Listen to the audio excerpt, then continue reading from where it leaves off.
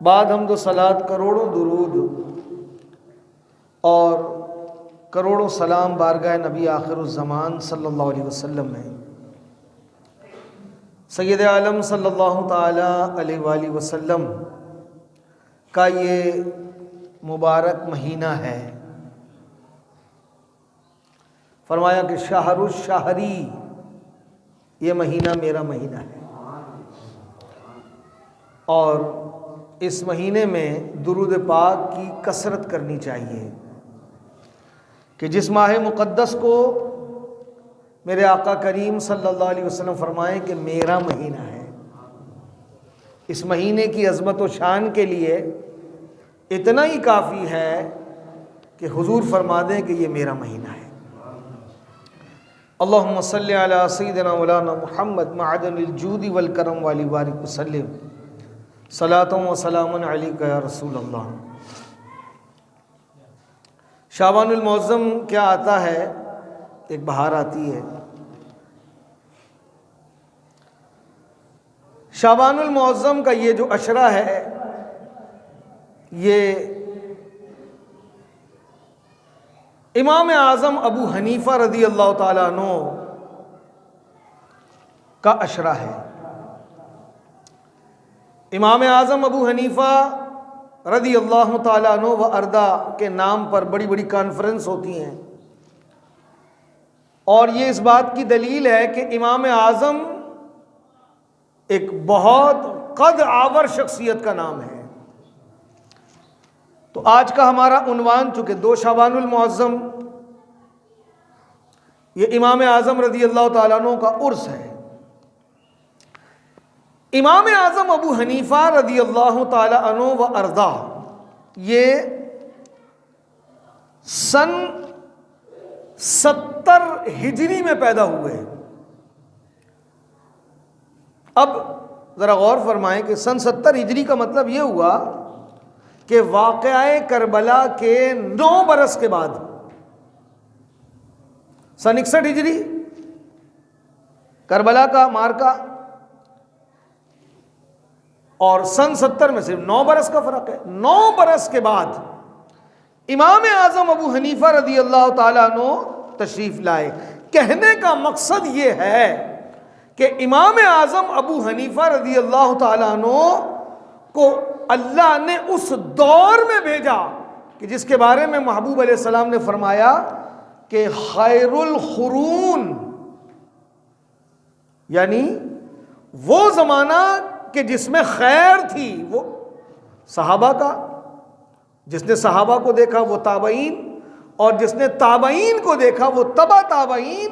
حضور علیہ السلام کے بعد صحابہ، تابعین، تبع تابعین، یہ وہ دور ہے کہ جس کے بارے میں محبوب خدا کہہ رہے ہیں کہ یہ بھلائی اور خیر کا دور ہے۔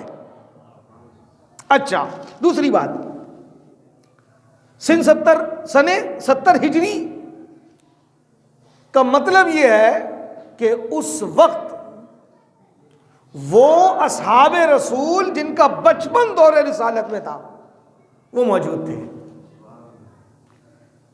امام اعظم ابو حنیفہ رضی اللہ تعالیٰ عنہ نے کئی صحابہ سے شرف ملاقات بھی آپ کو حاصل ہے، اور توجہ، اور ان اصحاب سے ڈائریکٹ، ان اصحاب رسول سے ڈائریکٹ رسول اللہ کا فرمان سنا ہے۔ آپ دیکھیں دنیا بھر میں نا غیر مقلدین کو ایک طرف کر دیں، جو تقلید کو مانتے ہی نہیں ہیں۔ عرب میں سلفی اور یہاں کے اہل حدیث یہ تقلید کو نہیں مانتے، اور اس کا برا نتیجہ یہ نکلتا ہے کہ کوئی ڈاکٹر، کوئی مفسر، کوئی انجینئر پیدا ہو رہا ہے۔ تقلید، اب جو نہیں مانتے نا وہ اس بات کی پر اصرار کرتے ہیں کہ جناب جب قرآن اور حدیث موجود ہے تو ہم تقلید کیوں کریں؟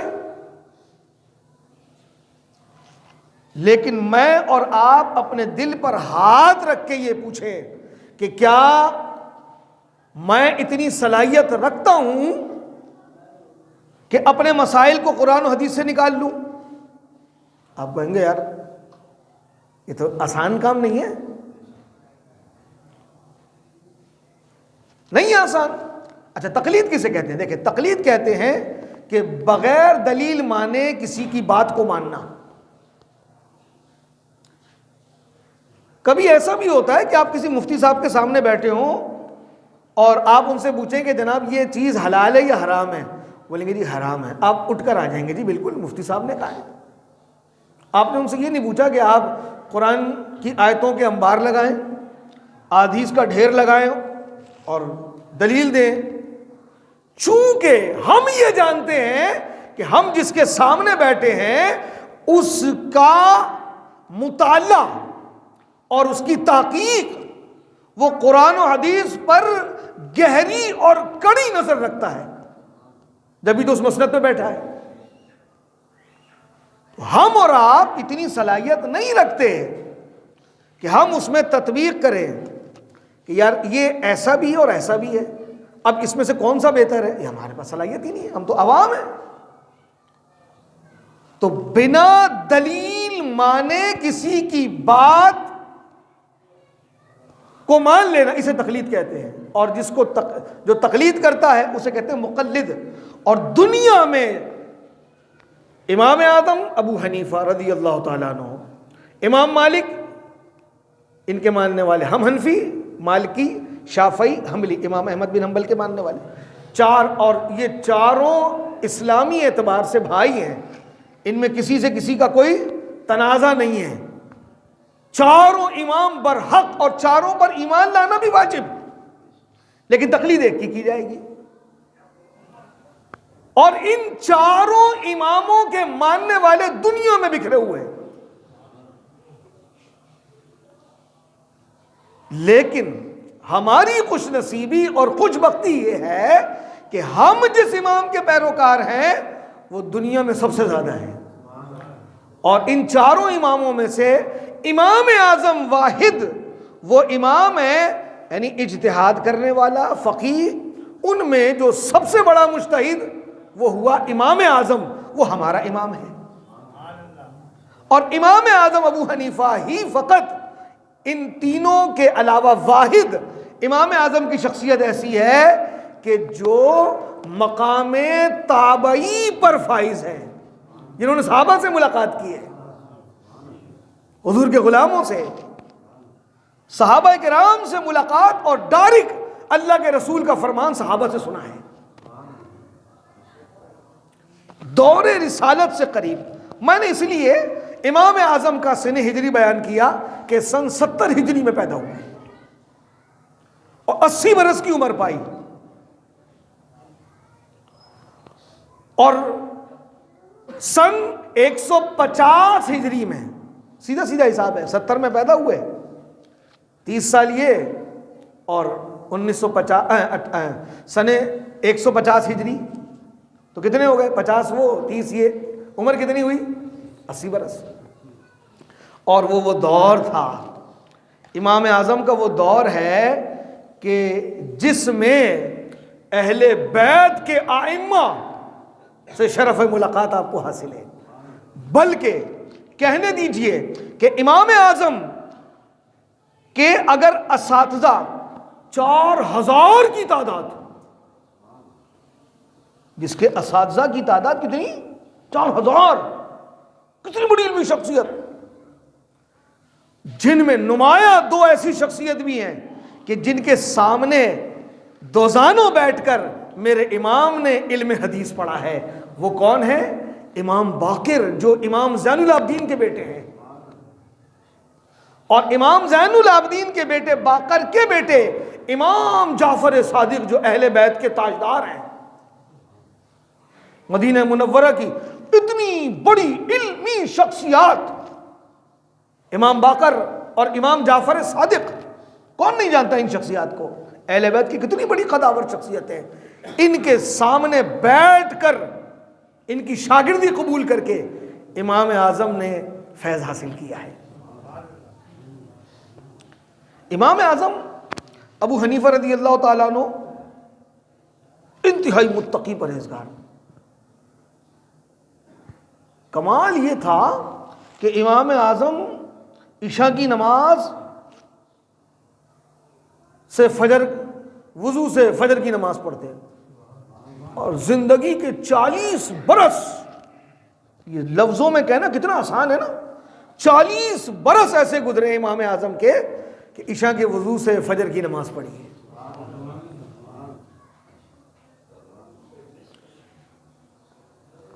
علمی شخصیت کے اعتبار سے آپ نے جو ہے نا 55 حج کیے،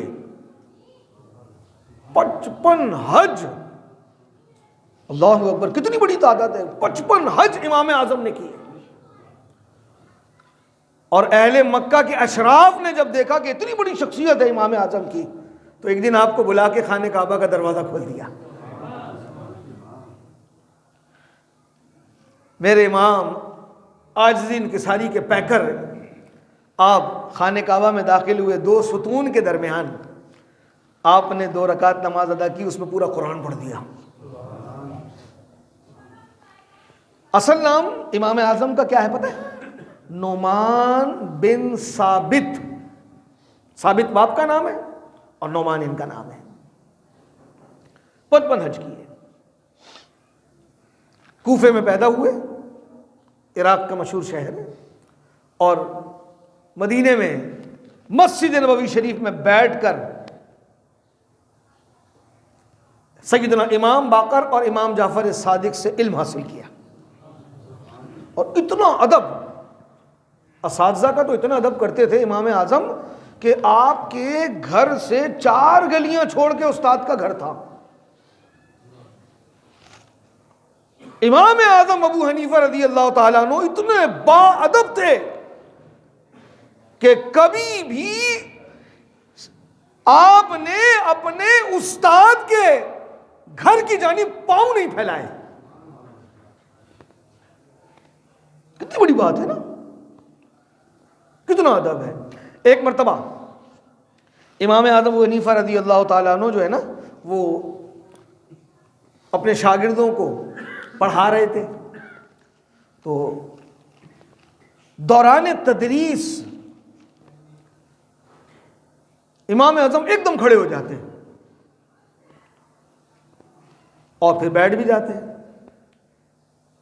تھوڑے وقفے کے بعد کیا دیکھا طلبہ نے کہ امام اعظم ایک دم کھڑے ہو گئے، پھر بیٹھ گئے۔ یہ عمل امام اعظم نے کئی مرتبہ کیا۔ بعد میں کسی نے ہمت و جرت کر کے امام اعظم سے پوچھا کہ حضور، آپ کا دوران تدریس کھڑا ہونا بار بار، اس کی وضاحت فرما دیں، تشویش ہو رہی ہے طلبہ میں، ایسا کیا ہو گیا کہ آپ بار بار کھڑے ہو جاتے ہیں؟ آپ فرمانے لگے کہ اس تدریس کی جگہ سے باہر، جس مسجد میں آپ پڑھاتے تھے، کہا اس محلے میں کچھ بنو ہاشم حضور کے خاندان کے لوگ آ کے بس گئے، اور ان کے بچے کھیلتے ہوئے جب سامنے آتے تو میں ان کی تعظیم کے لیے کھڑا ہو جاتا۔ اب آپ اندازہ لگائیں بنو ہاشم کون ہوتے پتہ ہے؟ بنو ہاشم یا تو حضرت عباس حضور کے چچا کی اولاد ہوں گے، عباس علمدار نہیں، ان کی اولاد ہوں گے، یا حضرت حمزہ کی اولاد ہوں گے حضور کے چچا، یا حضرت علی کے جو دیگر بھائی ہیں، عقیل بن ابی طالب، علی کے بھائی ہیں، آپ بولیں گے ہمیں تو پتہ ہی نہیں ہے، حضرت جعفر بن ابی طالب علی کے بھائی ہیں، ان کی اولادیں جو ہیں وہ بنو ہاشم ہیں، کیونکہ میرے آقا کریم علیہ الصلوۃ والسلام کا خاندان کیا ہے؟ بنو ہاشم۔ اور خاص جو حضرت فاطمہ کی اولاد ہے، حضور کے نواسے امام حسن امام حسین کی اولاد ہے، یہ سب آل رسول ہیں، سید یہ بھی ہیں، سید وہ بھی ہیں، یہ آل رسول ہیں، وہ خاندان رسول ہیں۔ تو جب خاندان رسول کا اتنا ادب میرے امام کہ ان کے بچے کھیلتے ہوئے سامنے آ جائیں تو امام اعظم دوران تدریس کھڑے ہو جائیں، تو اہل بیت کے لوگوں کا کتنا ادب کرتے ہوں گے۔ اور ایسا ہوا کہ تدریس فرما رہے ہیں، طلبہ کا ایک جمع غفیر ہے، اور اچانک پچھلے دروازے سے امام جعفر صادق، اللہ اکبر، اہل بیت کا اتنا چمکتا دمکتا ستارہ، وہ تشریف لے آئے، اور اس وقت میرے خیال سے آپ حرم مقدس میں پڑھا رہے تھے، مکے میں، کعبۃ اللہ مسجد الحرام میں۔ امام جعفر صادق تشریف لائے اور آپ نے دیکھا کہ امام اعظم ابو حنیفہ پڑھا رہے، تو آپ ایک پلر کی، ستون کی آڑ میں کھڑے ہو گئے۔ لیکن اب میرا منہ آپ کی طرف ہے، میں آپ کی طرف، میرا چہرہ ہے، اور میرے پیچھے کیا ہو یہ مجھے نہیں پتا، لیکن کوئی ایسا واقعہ رونما ہو جائے،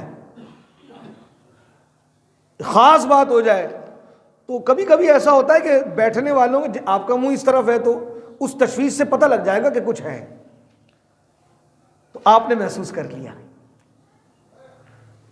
کہ استاد محترم اہل بیت کے تاجدار امام جعفر صادق تشریف لے آئے ہیں۔ آپ نے توجہ کی، دیکھا تو آپ کھڑے ہو گئے اور عرض کرنے لگے، حضور مجھے پتا ہوتا کہ آپ تشریف لائے ہیں تو میں آپ کی تعظیم کے لیے کھڑا ہو جاتا۔ یہ اہل بیت سے محبت تھی آپ کی۔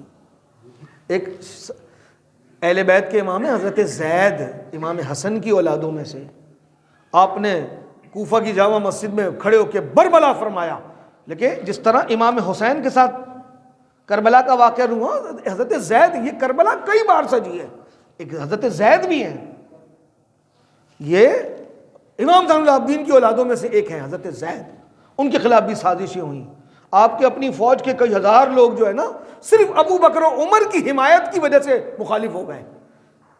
حضرت زید نے کہا کہ میری نظر میں مرتبہ و مقام ابو بکر و عمر کا وہی ہے جو حضور کے دور میں حضور کے صحابہ کا تھا۔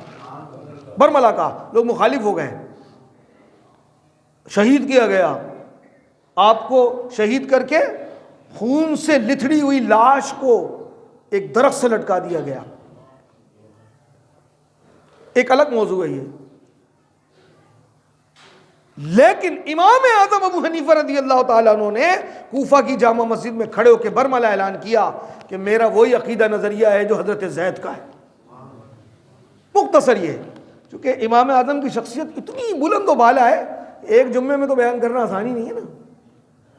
آپ کو چونکہ کسی منصب اور سرکاری منصب کی آفر، اللہ والے تو دور رہتے ہیں، لیکن اہل بھی ہوتے ہیں، چونکہ جب وہ اس منصب پہ آئیں گے تو غلط کام کوئی نہیں ہوگا۔